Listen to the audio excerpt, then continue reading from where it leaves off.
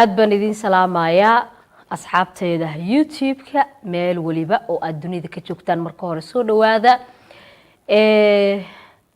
maalin hore waxaa jirta qiso aan YouTube-kayga soo geliyay qisadaas oo tiiraanyo lahayd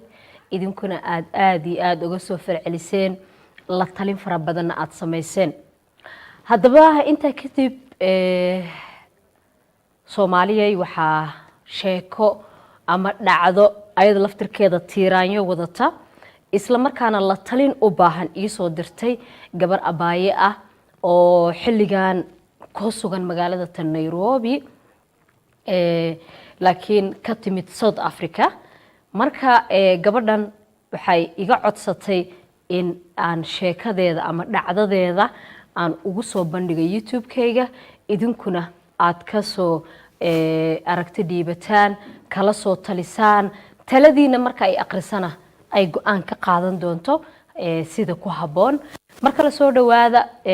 qisada gabadha magaceeda ma rabo inaan shaaciyo sida iyadaba iga codsatay mana qurux badna wad ogtiin in qof magaciisa la shaaciyo waxa fiican kaliya story-ga in laga sheekeeyo magaca qofka intii lagu mashquul lahaa Soomahan haddaba qisadan waxay ku bilaabanaysaa gabadhan abaayada ah ee sheekada ii soo qortay ee ii soo dirtay ee iga codsatay inaan YouTube-kayga u soo geliyo waxay tiri waxaan ku sugnaa magaalada Muqdisho hooyaday iyo aabahayna way dhinteen waxaan la noolaa walaashayda aniga iga weyn oo isoo korisay waxbarashadeediina iga bixinaysay walaashay 5 ilmo ayaa u joogay dhahday waana la qabay wiilka qabana waxba muusan haysan laakiin aniga ahaantayda nolol fiican ay igu soo korisay weyna igu dadaashay iyadoo waliba nolosheeda ay ahayd mid daruufaysan wiilka qabana uu waxba haysan waayahay sheekada halkaas ka bilaabanaysaa waxay tiri muddo sidii aan magaaladayda waxna uga baranayo ugu noolaa abaydayna aan la noolaa iyada isoo korisay ayaa waxaa dhacday bay tiri in wiil South Africa ka yimi aan isbaranay oo maxay tahay xiriir uu ina dhex maray jacayl ah kadib anigana waxaan isdhahay maadaama aad la nooshahay walaasha aan waxba haysan ninkeeduna uusan waxba haysan oo caruur leh waxa kula qurux badan wiilkana wuxuu ahaa bay tiri wiil ganacsada ah oo South Africa dukaamo badan ku leh waxa fiican oo yara qurxoon in walaasha haday guurkaaga wax yar ka faa'iideyso inaad iska guursato wiilkina aad isku fahanay dhahday kadib ilaahay amarkii waxa dhacday inay labadoodii isguursadeen wiilkay gabadhi walaasheed laga doontay saas arooska uu ku dhacay Muqdisho waa magaalada Muqdisho ay ku aqal galeen labadoodii wiilkina uu South Africa u laabtay kadib waxay tiri waxa ii suura gashay inuu isla South Africa igeeyo magaalo kamid ah waxay iga codsatay magaalada inaan magaceeda sheegin magaalo kamid ah ayaan degnay bay tiri oo dukaamankiisana ay ku yaaleen kadib meeshii baan maxay ahaatay Muqdisho markaan ku aqal galan uur uma yeelnay tiri laakiin markii aan baxay oo ii suura gashay in South Africa taga halkuu ku noolaay ayaa uuraan u yeeshay dhahday guriyaan degay waan iska ladnaaday walaashayna halkaasaan wax uga soo diri jiray alxamdulillah qoys iska ladana noqonay tiri magaaladii degan waxa dhacday bay tiri muddo kadib wiilkaygii ugu horeeyay gabadhan waxay haystaa wiil iyo gabar wiilkayga ugu horeeyay markaan dhalay ayaa waxaan magaaladii aan deganaa garaan xaafadii aan deganaa aan ku arkay bay tiri gabar Soomaaliyeed oo subax walba guriga ani iga soo horjeedo ka oysa ama banaankeeda fariisato oo wiil la soo fariisato waxaan dareemay inay gabadhaas dhiban tahay tiri marka waxaan isku dayay dhowr mar inaan gabadhaas u tago oo aan soo weydiiyo bal waxa ku dhacay xaaladeeda subax waliba way oysaa habeenkii gurigaas buuqa ka jiray tiri marka mararka qaarkoodna in gabadhaas la dilaayo ayaan arki jiray dhahday waxaan go'aansaday inaan gabadhii u tagay dhahday oo aan weydiiyay xaaladeeda maadaama aan ogahay dhibka uu leeyahay qof mar waliba meel fadhiyo isagu oynaay waa u tagay tiri gabadhii markaas waxaan weydiiyay habeen walba iyo subax waliba albaabka u fadhisaa ila oysaa gabadhii waxay ii sheegtay tiri inay markii hore wadankan u imaatay shaqana ayaan ka helin cid ay u shaqaysana ay mar waliba dhibaateeyaan family kore yihiin laakiin waxay tiri xataa wiilashooda mar waliba waa i garaacaan dhibaato adagan kala kulmaahay dhahdo nolosha aan halkan ku jirane nolol aan dhah waxay tiri ani waxaan ahaa qof ladan ilaahay qoys wanaagsan uu igu marnaystay guri iska degan ninkaygan uu wax iska haysto wiilna aan haysto yar markaas waxaan isleeyahay tiri bal hadaan aniga isoo raacdo gurigeyga aan qol ka dejiyo walaashay camal aad ii noqoto ka waran gabadhii waxay tiri walaalay hadaa saa ii sameyn karto way fiicnaaleed because nolol tii ugu adkeed ayaan aniga ku jira oo aan ku noolahay meelaan ka aado iyo meelaan u noqdana ma bahaayo kadib waxaa dhacday bay tiri gabadhii baan soo kaxaystay gurigeygii baan keenay ninkaygaan baray waxaan uga sheekeeyay xaaladda iyo nolosha adag ee gabadha ay ku jirtay kadibna wuxuu garowsaday marba haddii anigii oo hooyadii guriga ah aan keenay in uu asagana iga aqbalay qolaan dejiyay tiri waxaan dhahay waxaan cunaya ila cun waxaan cabaayay ila cab waxaan qaba ila qab bishina lacag yaran ku siinaya isaacideeyo maxay ahayd ii shaqeey gabadhii iyadoo aad ay igu mahad celisay tiri wax badan ay ila joogtay gabadhayda uurkeeda aan yeeshay dhahday markii gabadhayda uurkeeda aan yeeshay oo muddana aan wada joognay tiri dhowr sano ahna aan guri ku wada noolnahay walaashayda ila dhalatay camalna aan ka soo qaaday tiri nolosheedana ay fiicnaatay ay qurux badnaatay qof ku qaylina uusan jirin meeshay rabtay ay aadayso ka imaanayso aniga aan cadaadinaynin oo xataa qof shaqaale camal aan ula dhaqmi jirin laakiin bishii aan sii jiray lacag yar waalidkeeda ay u dirsan jirtay xamar degan ayaa waxaa dhacday tiri horta inaan marka shakiyo gabadhii waxaa dhacday tiri inaan maalin ku arkay dahab fara badan oo gabadhi ay haysato markaasaan waxaan ku irbay tiri xagee dahabkan faraha badan ka keentay waana la socday xaaladeeda tiri inaysan nimana shukaansan jirin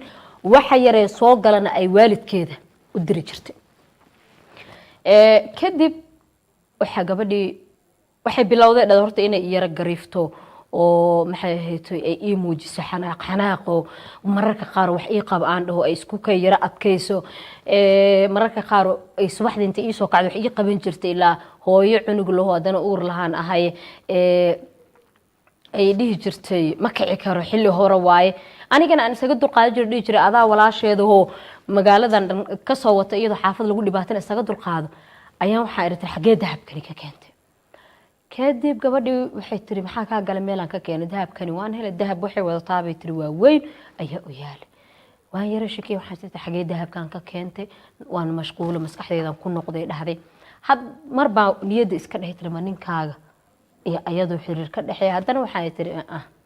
waxaas maskaxda iska gelinina hawshaada iska wado kadib waxay tiri wixii waan maskaxdeedan ka saartay tiri sidii aan ku wada nooleynay dhahday muddo kadib marka way baxdaabay tiri guriga saacada iska soo maqnaataa kadib guriga imaataa markaas waxay tiri magaalada aaday waligay ma control inteed aaday iyo xageed ku maqnayd iyo maxaad saacadan u socotaa ma dhihinay tiri hooyadeed ma hiya aabaheedna ma hay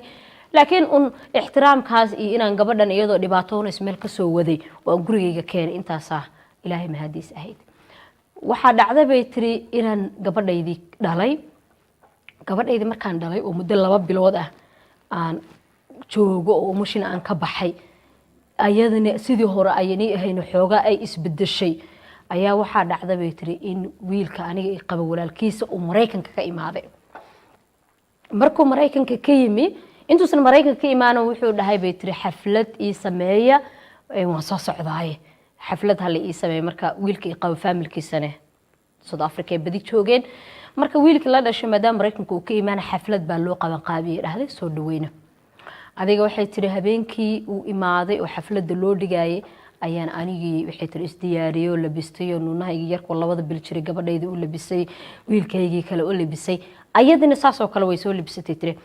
markii waqtiga xafladda la joogay tiri waxaan arkay tiri ayadoo horto si aad iyo aad oo qurux badan u soo labisatay kadibna waxaan arkay dhahday inuu dahab fara badan ku tixan yahay intaan xoogaa yara xishooda aan gees ula baxay tiri oo aan dhahay fiiri waa ceeb meeshan waa xaflad yaro wiilkan Mareykanka imada lagu soo dhaweynaye aad familkan isma taqaanaan qofka kaliya aad taqaanid waa aniga iyo ninkayga bal dahabkan tirada badan yaana lagu la yaabin waana ceebe iska soo dhig qaar walba ugu yaraan markaas dhinacii tuurtay dhahday iga hor wareeg shaqo igu malihide aniga waan yara xanaaqay dhahday because ixtiraaman isku haynay dhahday qofkii dhan iyadoo dhibaataysan aan gurigeyga keenay ahayd yaani si aan qumanayn ay habeenkaas ila hadashay tiro aan aad uga xumaaday hadalla adagna way dhahday waa iska aamusay dhahday xaflad yaa la wada yimid saaxiibkii xafladu yimid wiilka xaflada loo dhigay xafladii u imaaday dumar kale waa buuxaan kadib waxaa dhacday bay tiri inaan mar labaad ku soo noqdoon dhahay fiiri dahabkan yana lagula yaabine meel soo dhiga ama hadhowdii aan lagu dhibaateeno dadka xaflada imaada qaarkood yaana hadhowdii wax lagu geysanine meel soo dhiga markaas intii geesas igu reexday waxay dhahday tiri ma waxaad mooday in kaliya aad guriga degan tahay in kaliya guriga lagu qabo miyaad mooday aniga waa liigu qabaabay tiri guriga indhaha itaag may dhaasaana u fiiriyay markaas eriyaa markaas tiri anigaba guriga waa liigu qabaa dahabka sidoo adigu ninkaaga kuugu iibiyo ayuu anigana iigu iibiyaa maxaa yeelay waa ninkayga dhahday waan isqabnaa marka waxay tiri cunug yaran gacanta ku hay waa gariiray dhahday waa istaagnaan waaye markaas waxay ii raacisay waliba uur baan u leeyahay istaagan ka dhacay dhahday anigii cunug waa isla dhacnay waa liigu soo xoomayay tiri isla markii xoogayaan mirdaboolme isbitaal la geeyay waan soo filan waa waxa ila noqotay tiri gabadhii aniga aan soo wada iyadoo la dilaayo la jir dilaayo banaankaas lagu soo xooray oo aniga aan gurigeyga keeno hooy aan uga dhigay haddana ninkayga ii daba martay waa xamili waayay tiri markaan saa isbitaalka uga soo baxay waxaan iri tiri gabadhan ma is qabtaan maxay tahay waxay ii sheegaysay naagtan markaasuu yiri iga raali noqo gabadhan wayna isguursanay haddana uureelada waana ka xishooda kuma sheegin waxay tiri meeshii maskaxii ugu dambeysay dhahday habeenkii waxaan xasuustaa tir dharkayga iyo wiilkayga iyo gabadhaydii baan guriga ka soo kaxaystay ehel iyo ma joogay dhahdo ehelka igu soo horeeyay isagu ahay dhahdo waa isqabno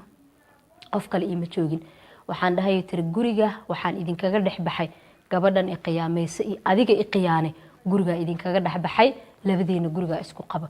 boorsadayda dharkan soo qaatay tiri wiilkayga iyo gabadhaydina waan soo watay waan ka soo fogaaday dhad xaafad kala imaaday oo gabar aan meesha isku barnay ay degreed xaafadii laba habeen joogay tiri waa lii sheegay inuu iraadinayo laakiin dhag jalquma siinin kadib waxaan soo aaday tiri magaalada Nairobi oo hadda eedaday ay degan tahay eedaday ayaana hadda korfuul ama korjoog ku ahay dhahday anuu labadeedii cunug mid uu yar yahay oo ilmo yar uu yahay aan watay dhahday ma fahamteen marka xaaladaas ay haysato dhowr mar baan furin ka dalbaday wuxuuna yiri ma ku furaayo xaaskayga tabaan ku qabaa marka waxay tiri dadka waxaan ka codsanayaa walaalaha Soomaaliyeed inay arrinkan iga soo tala siiyaan taladoodana ay ila soo wadaagaan si anigana aan u arko wixii haboon aan uga qaato qof dhibana ah oo dhibaatada ku dhacda ahay bay tiri oo ninkeedii lagala wareegay waliba gabadhii ay guriga soo gelisay iyadoo dhibaataysan oo xaalad adag ku jirto la jir dilaayo guriga ay keensatay ninkeedii ka guursatay dabcan kulay anu waxaan dhihi lahaa ninkaba isaga qaldan gabadha kaligeed qalad ma laha inkastoo qaladku ugu badan la dhihi karo iyada leh samaha kulay calay taxal sheekadii waan idin soo gudbiyay qisadii tiiraanyada lahayd ee gabadha walaasheena ay hadda Nairobi ku sugan ku dhacday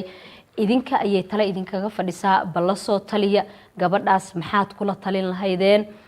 taladiina waa u muhiim way aqrisan doontaa sidii aad markaa qisadii horeba aad uga soo tala dhiibateen tanna taladiina uga soo dhiibta aad baad u mahadsantihiin haddii muuqaalkan aad ka hesheen amaba aad ka heshay adiga i daawanaya waxaan kaa codsanaya inaad laag saarto sheerna markaa aad ku sii qabato si markaa dadka kalena ay u arkaan oo gabadhan ay talo uga soo siiyaan haddii muuqaalada noocan oo kale ay ku cajabiyaan oo aad ka heshidna subscribe dheh YouTube channelkayga si wixii cusub oo markaa aan soo geliyo aad ula socoto aragtidana hoos ugu reeba aad baad mahadsantihiin